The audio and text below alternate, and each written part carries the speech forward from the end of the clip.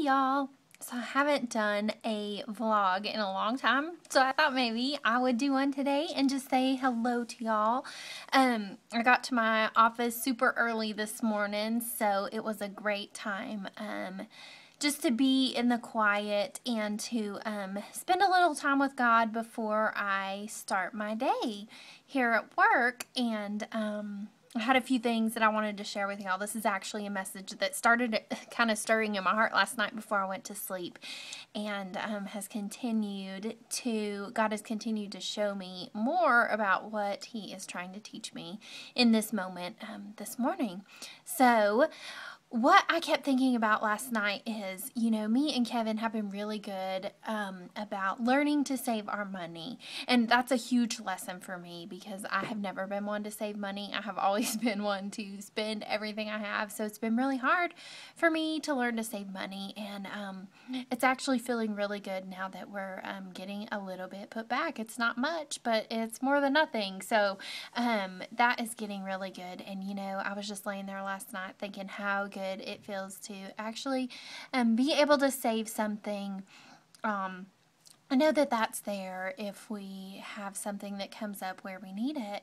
And the word save kept popping into my mind, and that God saves us and that He sets us aside for His purposes, just like we set aside a little bit of extra money and save a little bit of extra money just in case we might need it.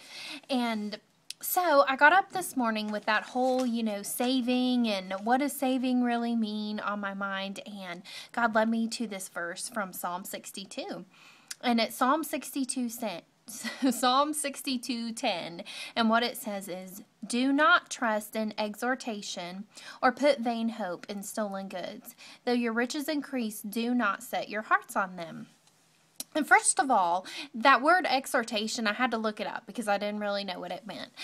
What exhortation means is to encourage. So do not set your heart on encouragement or put vain hope in stolen goods. So let's just kind of unpack that first part of the verse here.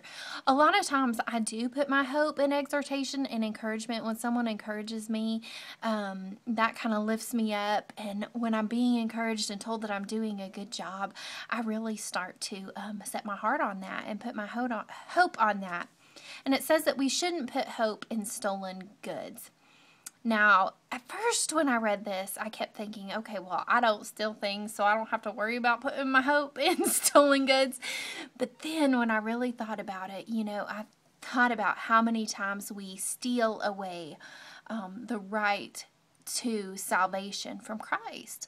Like, really, Christ is the only one that saves us, and He has given that gift to us, and it's ours to have. But how many times do we steal that right away from Him to save us? And we look to someone else's encouragement to save us, or we look to our bank account to save us, or we look to, I was so guilty of this, looking to my counselor to save me. I thought, especially when I was going through a really hard time a while back, that my counselor would be able to pull me out and she would save me. And I wanted to make her my savior, and I wanted to put that place on her. I wanted to put the Savior's place on her and those expectations on her. And that whole time that I was doing that, and even when I seek approval, and I want so bad that approval from somebody, and I think if I can just get it, that it'll save me and it'll make me feel better. How many times do I put other things in the place of the Savior, and I steal the right to save from Jesus? I do that a lot, and I'm sure that you probably have done the same thing. And so when it says do not put vain hope in stolen goods, think about all of the things that you're putting your hope in other than Christ, because He's the only one who can give us our salvation.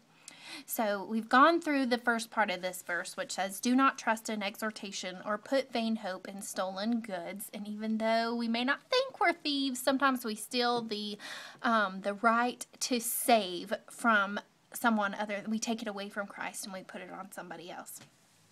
So let's go to the next part of the verse, and it says, though your riches increase, do not set your heart on them.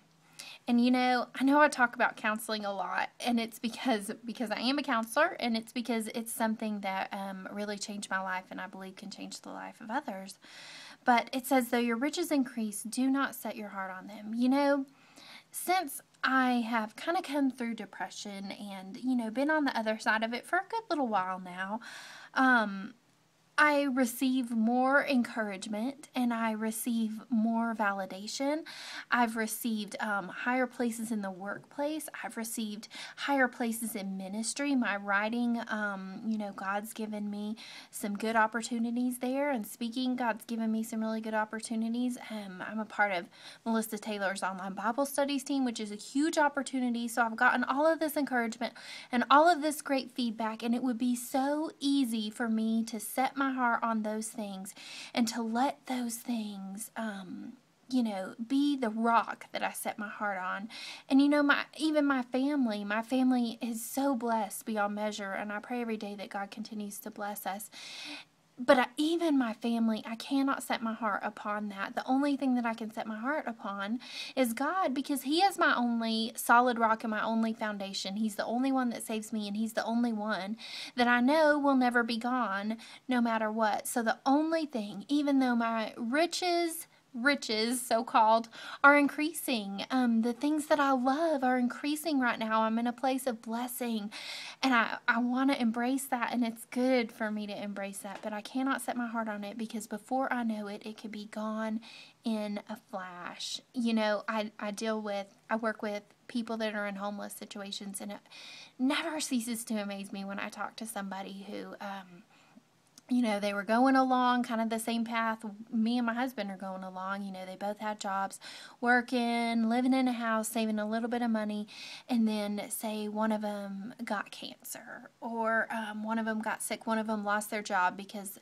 the company was laying people off. And it just takes that one little thing, and all of a sudden their life has just snowballed, and now they have found themselves in this homeless situation, and it's a place they never thought that they would be.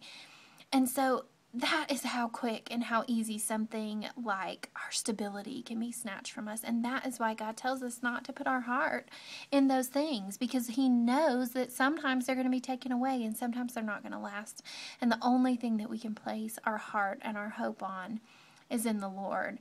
So today I just pray that first of all, we will not look to anything else to save us, that we will not steal that right away from Christ, even though we don't mean to, that we will only look to Him to save us. And when He saves us and pulls us out of our circumstances, that we will know that we can set our hearts upon Him and not upon anything else, and know that in that, when we set our heart upon Him, it will not be moved, and it will be safe, and He will keep us. He will save us there with Him. So that's my message for today, and it was good to talk to y'all. I hope you have a great week, if you're starting the week this week like I am on a Tuesday, which is fantastic.